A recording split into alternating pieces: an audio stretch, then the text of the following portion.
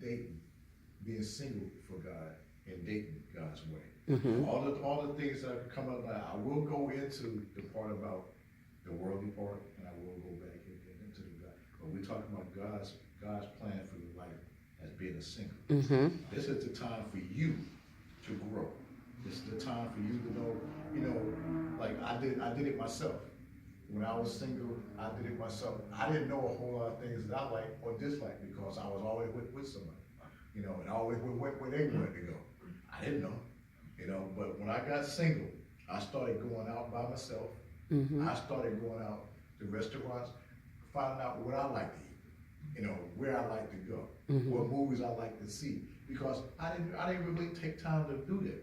But that's what a single person does. Is you take time to know you. Mm-hmm. You take time to evaluate the things about you, your dislikes and likes.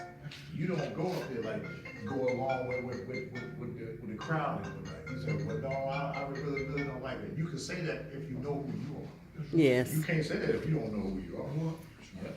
That's So right. being that way, being single, it's a time for you to grow closer to God. Yes. It's a time for you to have an intimate relationship with God and allow God to show you who you are. Right. What He has placed in you, the things that He has given you to go forth in life.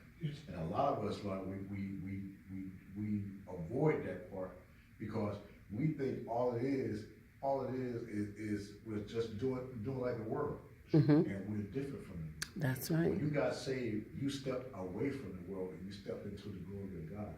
You left all the other stuff alone, or supposed to. Supposed to. Yeah. And then we go on to the part where we find out about us and the dislikes and the likes.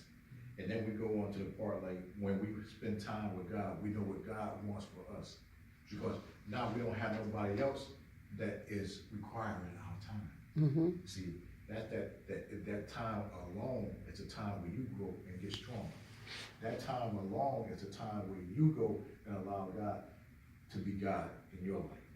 Then you step up to the dating part. The dating part says that dating is collecting data, collecting information about you and about the other person that's in your life. Mm-hmm. Should you, it's about you collecting the data about this person, about the time that, you spend the time with the person, learning this person, learning like, is this person for you or not? Or it's a time for you to not be in a hurry. Mm-hmm. It's a time for you to really just look at the person that you're with and see does he line up to the criteria that you are requiring. Because a lot of us, like, we go into relationships, not requiring anything. We don't ask for anything. We just go through. We just go through emotions. Just so happy just to have somebody in our life. That's not what dating is supposed to be. Mm-hmm. You're supposed to be in there. You're supposed to be one part. The other part is supposed to be the other part, and you're supposed to come together as one. It's not. I'm happy. I'm just happy just to have a person in my life. I don't care what they do. That goes on to something else that we're going to talk about, about being equally yoked. So when we're patient we wait on God, and we wait on every person that comes into our life, we're to bring that person to God. Amen. We bring that person to God. A lot of people just so happy, oh yeah, I met so-and-so, I'm so happy, it's so fine and all this here.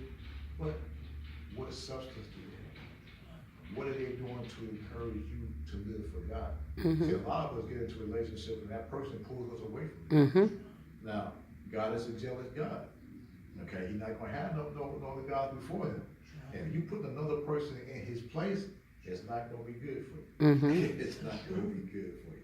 So we're so happy that a lot of us, when we're supposed to live and date God's way, that we stop doing it. We get to the point where we now so happy, so enthused about having somebody that we forget about all we learned. Mm-hmm. We Compromise. put God down and pick up this other person and put him or her in that person of God's spot. Mm-hmm. And then these are the things that happen. We start settling for less than what we are supposed to have. We start settling for less than what we deserve in life. We start settling for being used and abused. We start settling for being less than, and the person allowing that person to treat us anyway. Mm-hmm. And then you gotta ask yourself, take a step back in a relationship and see where you are. You always bring the person to God, but you always pay attention to what's going on in your relationship. You have to ask yourself the question in your relationship: will I have a relationship if I stop working? If I stop doing if I stop calling, if I stop texting, if I stop spending time, will it fall apart if I stop doing all this? And you have to step back just to see, because most of the time, if that person is mistreating you or not doing what you thought they should be doing in a mannerable way, they're disrespecting you, step back